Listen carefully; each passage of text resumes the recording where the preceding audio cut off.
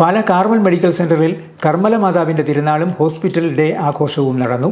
പാല രൂപത വികാരി general father doctor Joseph Kaniyodickal, Kidathadiyoor പള്ളി വികാരി ഫാദർ തോമസ് പനത്താനത്ത് എന്നിവർ വിശുദ്ധ കുർബാന അർപ്പിച്ചു.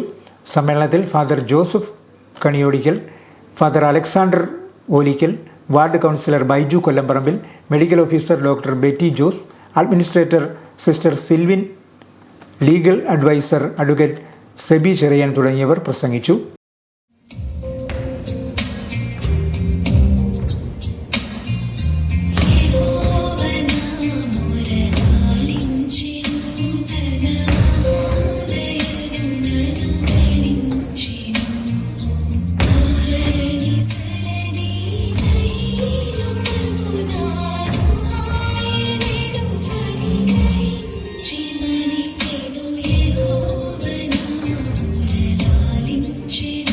the